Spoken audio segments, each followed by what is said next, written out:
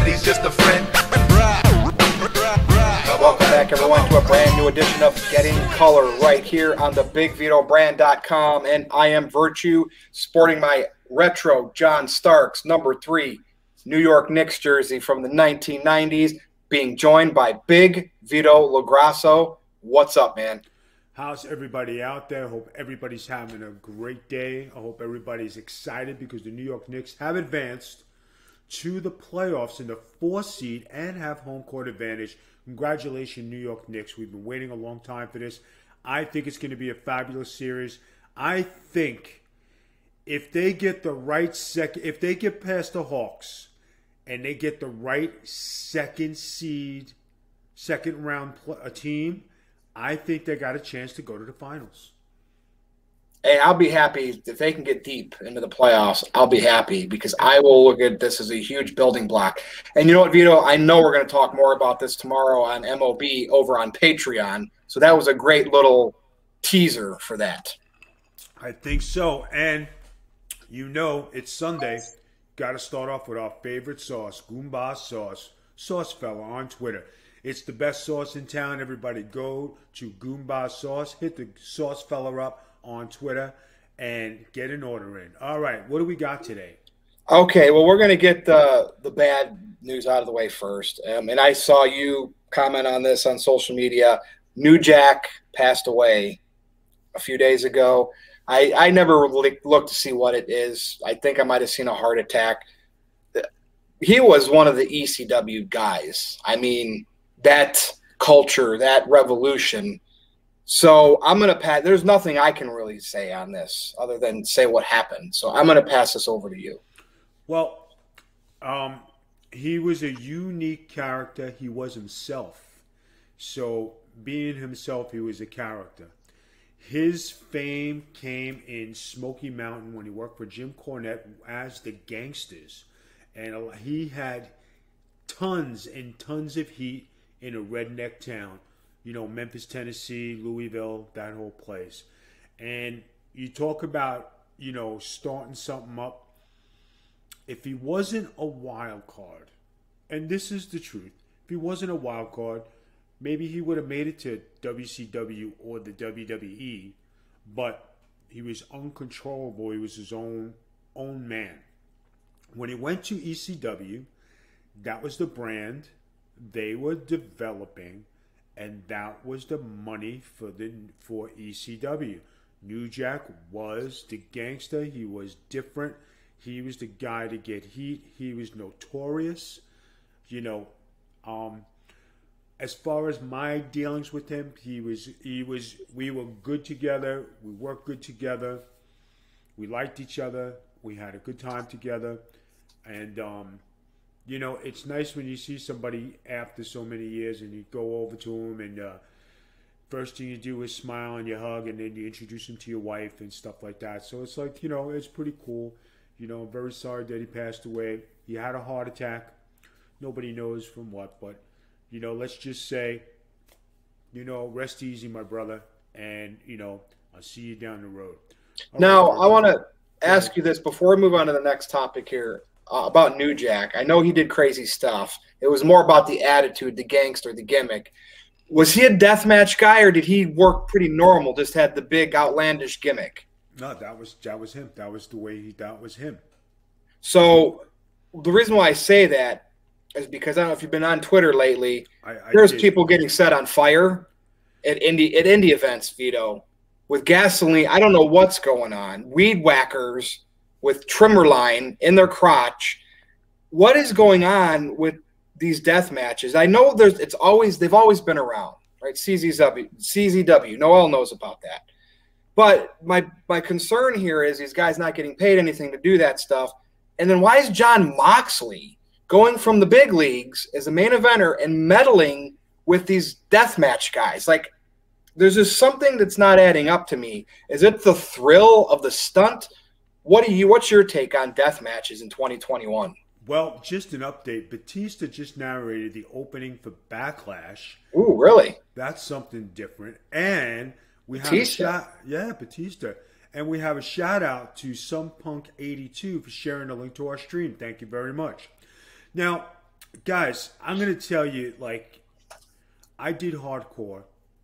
I never did a weed whacker. I never burned myself. I never did thumbtacks. I knew how it was an art form, and I tell everybody it's an art form, and you have to know how to play with the toys. Okay. These guys today, I mean, the death match and all that stuff. Those barbecue skewers in the head and shit like that. You're scarring your body up for what? A lot of these guys are making $20, and then I watched that clip of them setting the guy on fire with a weed whacker. You guys are sick bastards. You're not doing this for what? You forget you have a life, you have a wife, you have a child, you have a job to go to on Monday. You know what the one wrestler did? He's like, that was part of that. I think it was the one that set the other one on fire. You know what he tweeted? Maybe I'll get put on ridiculousness finally. What? Can you believe he said that? No, I just think the wrestling game and everything that I was brought up on, it's a passe thing.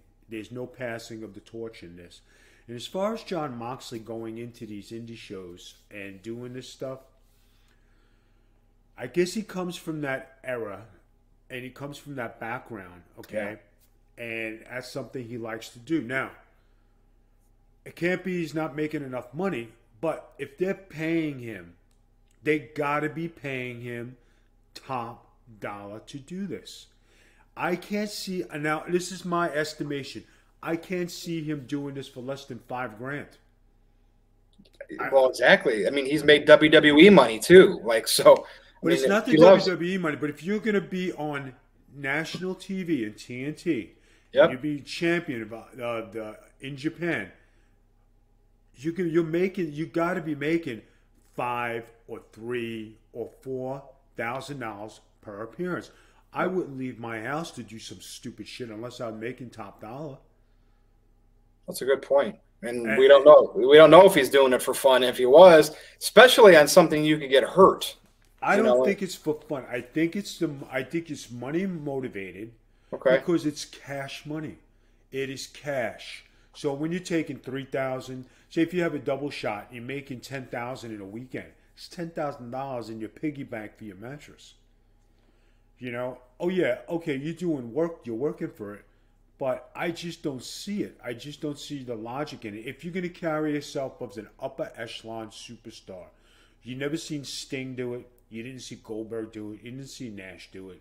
You didn't see The Undertaker do it. So if you're going to carry yourself in that prestige, carry yourself in that prestige. But to each his own. Good luck with it. You know, isn't his wife pregnant, or did they have a baby? She is pregnant. Yes, Renee Paquette is Moxley or whatever his real last name is. She is pregnant. Yes. Right. So I mean, pregnant, baby coming. You know, maybe he's gathering up baby money. Diapers are expensive. Getting ready for the college already. I hear you. All right, let's go into the next subject, my man. All right, so we talked about the blood and guts match at AEW and the whole the phony-looking foam padding that they had rigged up and Jericho fell. Jericho was getting a lot of criticism, of how it looked, obviously. Now all of a sudden, and I just want your take on this. This really isn't a story. It's just I want to see what you have to say. All of a sudden now Chris Jericho says he has an elbow injury and he's going to be out 4 to 6 weeks. Is this obviously falling back like it did on a cardboard? Maybe he got it, right? Because he said it was from that match, from that spot. Is this Jericho working to make that look more like it really was what is your take here? Or do you think he legit got an injury from that spot? Because it's just he's so defensive when people criticize AEW. I just want your take on that. All right. So we have somebody, how about the Knicks? That's Razor Sharp 13. Thank you. Knicks in the house. Disco Swayze here, just here for Noel. All right, awesome. I got to tell you, I was online and I always do my research. This is what I got. Okay. He didn't want to take the bump, but for the business, and he's a business guy, he's a wrestler, you take the bump. Was it something he wanted to do at 50 years old? Absolutely not. But he tried to explain the logic of the match and what was being done, which is cool. Yep. I got no beefs with it. I understand where he was coming from because I'm from that. That's my recipe book. You know what I mean? That's what that's where I come from. Not taking a bump like that, I get it, right? Taking the bump, okay. Is there a chance you're going to hurt yourself? Does it hurt? Absolutely. You're falling from 20 feet in the air. You landed on your back, right? So, not everything is pinpoint. They said they did have a stunt guy showing him how to do it, but all in all, you really got to swallow hard, and when it's go, you're going. There's no two ways about it. Now, could he be upset the way it looked on TV? Absolutely, because deep down, Chris Jericho is a professional, and he wants things to look in a professional manner. Are the camera angles in AEW the best? No. Are they professional guys knowing how to record and tape professional wrestling? I don't think so. The way the perception is, it looks hokey, and when it came off like that, he has to defend the company. He's doing his job as the top guy to defend his bread and butter. God forbid this thing goes under. Where is everybody going? They're not all going to WWE because they already made their bed. They're laid in it, all right? And if WWE did pick some of them up, it's going to be Bury City, Job City. Yes. They're going to destroy you. So keep this open, fellas. Everybody get off Chris Jericho's back. He's damned if he does, damned if he don't. If he sings with Fozzy, if he don't sing with Fozzy, if he gained weight, he didn't gain weight. If he looks like this, he looks like that. Give the fucking guy a break.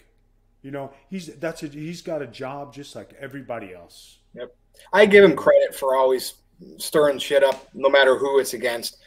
And I'm thinking in 4 to 6 weeks he'll be perfectly fine. So whether this is a shoot, whether this is a work to get some time off and relax, good for Chris Jericho getting people to talk about him. Now, if you really want to get into it, guys, if he has a Fozzy concert coming on and he has to play the guitar, is this his string hand? Keep an eye on it, guys. Keep an eye. Good point. We got a lot of AEW stuff this week. So go ahead, let's go. You know how we've always been giving Miro a hard time?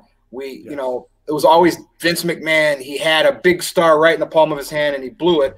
And then we kind of questioned, well, was there a reason? Was maybe Rusev not ready? 2 different times, it just never worked out in WWE to get to that level. He comes over to AEW as Miro. We're thinking, here it is, big time push. And he was in the mid card in a stupid wedding angle, video game arcade, just not looking like a big brute like he is. Well, it all led to this, Vito. He is now the TNT champion, which is that television title more or less that Cody had. He won it from Darby Allin on Wednesday night. So is this too little too late for Miro? Guys, I got to tell you, when you start out at the top, where is there only one place to go? To the bottom. He started out in the middle of nowhere. He made it to a championship. Everybody's so critical of where you start out. If you don't start out as champion, you're a shitbag. Guys, you have to start somewhere. Now, we all seen the botch finish of his finisher. Where he lifted up and then, bad camera angle. Shouldn't have been there, right? Guys, the wrestling business is a build. I think that him slimming down and him cutting his hair and him getting a different look, he's trying to be that cookie cutter body that everybody else has. When he was a big 280, not cut up, he was the legit competitor for Brock Lesnar. When you look at him now, he's slimming down to be everybody else, and you just can't do it, guys. I hope that he does great things with this title run. I hope they keep it on him and give him prestigious matches and not just job matches or little matches. The Darby Allin thing, how far were you going to really go with this before he turns on Sting? Because that's going to be the gist of it, right? Yep. Sting's not going to take an interest in this guy, groom this guy. This is going to be the Bruno Sabisco thing, and it's going to be student against teacher, and you're going to have something going on. And it could be the passing of the paint, the torch, whatever you say. But look down the line. Darby Allin, Sting. So Backlash is happening, as we are doing this. So obviously when this airs tomorrow, right, we won't have seen everything yet. But do you have any quick takes on the Roman Reigns and Cesaro match? Are they going to do a whole Jimmy Uso? Are they going to linger Jimmy not wanting to align with Reigns like they did with Jay several months ago, but ultimately he does? That's the big main event of tonight's show, so that's why I bring that up. I just wanted to see if you had any thoughts. Well, in the chat, we have Sheamus and Ricochet. Oh, yeah, that was a pre-show match. And who went over? Was it Sheamus went over, and then Ricochet got, heat back after the match, made Sheamus look like a fool. So they kept him alive. They gave Sheamus the win. All right, it was weird. Ricochet took Sheamus' shit and then danced with it. Guys, you can't be happy. It's damn if you do, damn if you don't.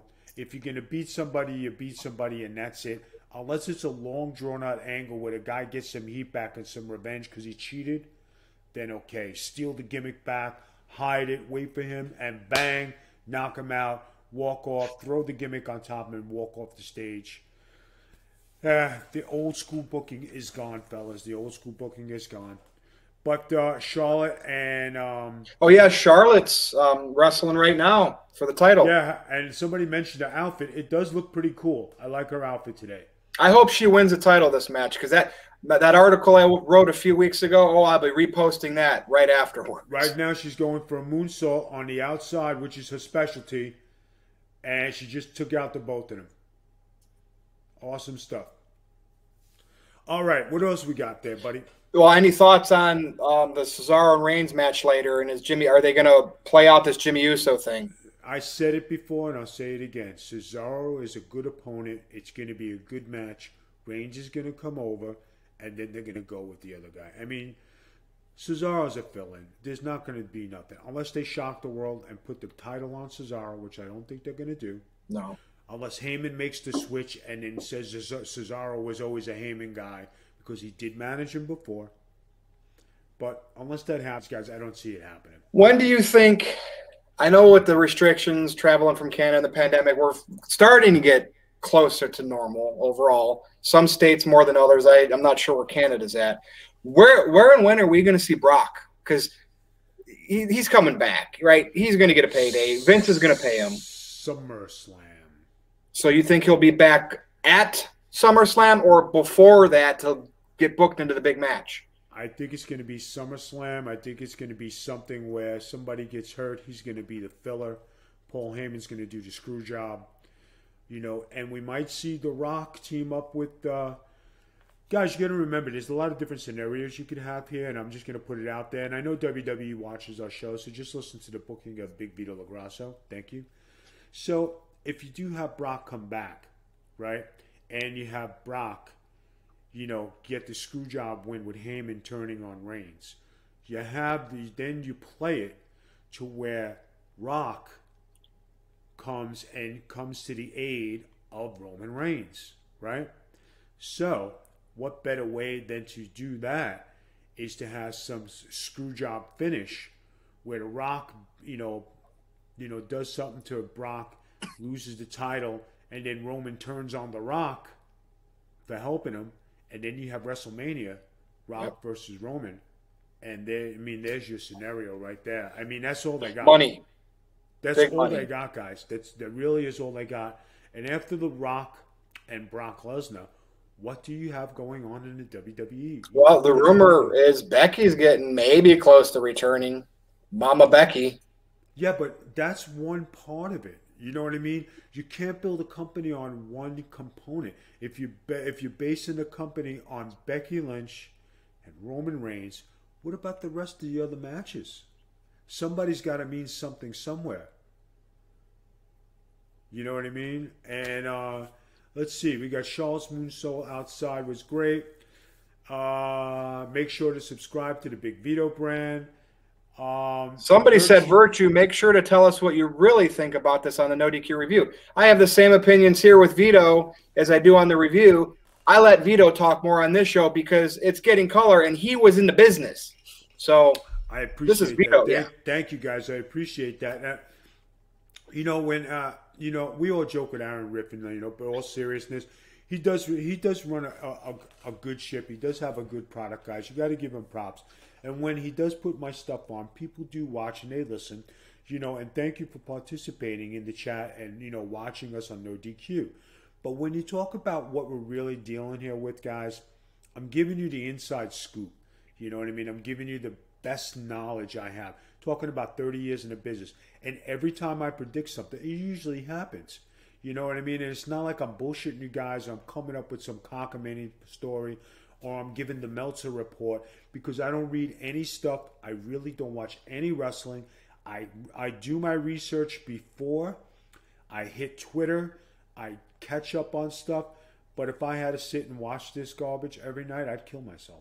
And these headlines we always talk about are what Riff posts on No DQ, right? So let's move into this. I guess we'll call this the main event. And boy, oh boy, oh boy, oh boy, Vito. I don't know the validity of this, right? This is in the gossip stage. This is in the rumor stage. You hear things from all the dirt sheet writers like Meltzer, this and that, and some of them will try to mask it over, the ones that want to protect AEW. Tony Khan, right, he's doing a good job giving wrestlers jobs. I'm not going to take that away. I know he runs a football team, but he's also letting Urban Meyer bring in Tim Tebow, and I am a big Tim Tebow fan. I loved what he did in Denver. I feel that he never got a chance to fail as a quarterback, but there's a reason why nobody wanted him as a quarterback. They just didn't think he had it. They thought his run was luck. But he went back. He's going to probably get signed to the Jaguars as a tight end. This is all Tony Khan's and his dad, right, are all in charge of this stuff. Go to AEW, Vito. There's supposedly tension with the EVPs now backstage, and specifically Cody and the Young Bucks. I pin this all on the leader, the one manning the ship, Tony Khan. Would you like to give your thoughts on this latest? Guys, do you know what makes the WWE successful?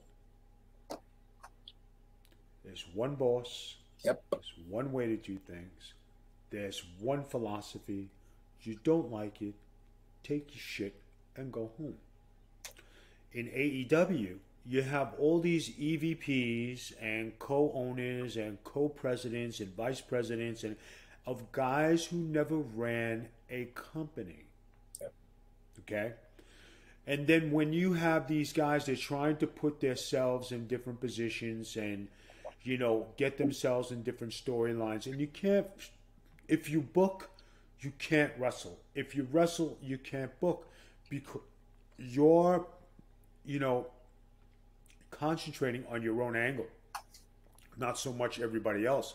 And then when you have, okay, the Young Bucks are in charge of their angle, and Cody's in charge of his angle, and John Moxley's in charge of his angle, and Jericho's in charge of his angle, and Kenny Omega's in charge of his angle. Yeah. There's going to be some tension because who's running the ship? Because you can't have all these bosses in charge of all these angles and we have this freelance. That's why the product on AEW doesn't look as tight as it should be. Do you think they need... Well, go ahead. I was going to say, do you think Tony Khan needs to have in place somebody that has done it with the Vince McMahon bubble? And I don't even know if they'd want this role, but like if Jim Ross was like an EVP or a talent relations, somebody that had some clout and experience before, and I'm just using him as an example. It could be somebody else. Khan needs somebody up there that knows what the hell they're doing that everybody will listen to, correct? But the thing is that you do have Arn Anderson, you got Jim Ross, you got Billy Gunn, you got Dean Malenko, you got DDP, you got what's his name? Jake Roberts. But are they doing anything? The guy from the other guy. Tully. Guy from the Tully. Four Horsemen, Tully Blanchard. You got all of those great minds back there. You mean to tell me that those guys, they got Jerry Lynn back there, those guys are not coming and saying anything? Those guys are just sitting there collecting a paycheck and they're getting paid. They're not rocking the boat. They're telling everybody they're okay. It's killing the fucking business. That's a great point. Yes, they have those people there, and they don't want to lose their job or get out of favor of Khan. I'm gonna tell you something. I had a conversation with Stevie Ray just the other day because I don't want to divulge what I do, but my thing in wrestling is I help people who are in need. I don't advertise it. I don't say it. There's a lot of stuff that goes on behind the scenes that are real scumbaggish, and I keep it to myself. But I try to help the people right their ship and get on the right track. And I just had a conversation with Stevie Ray, and we were talking about the same thing. He said, Vito, I don't understand the direction where any of this goes. It's so messed up.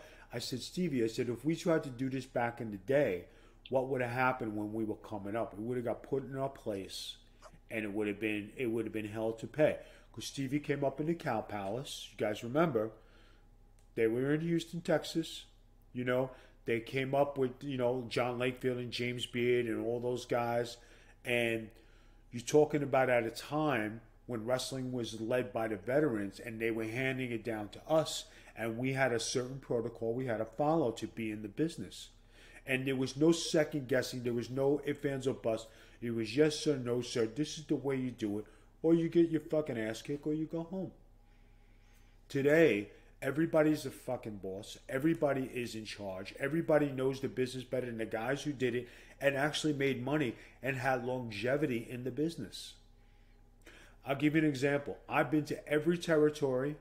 I've been to every place you could possibly wrestle, right? I have more experience than anybody, just about anybody in the business. Maybe 5 or 6 guys who have the same credentials. And I sit home because I know what's right and I know what's wrong, right? And I know how to say, listen, this is the philosophy and this is Wrestling 101. And this is not today's bullshit because people don't want to listen. And when you got guys for $20 setting themselves on fire, what more can you want? They're giving it away for free.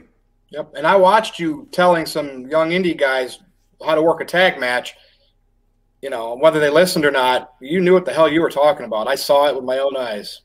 And you know what? And that one guy, you could tell he had an attitude and he knew better than anybody.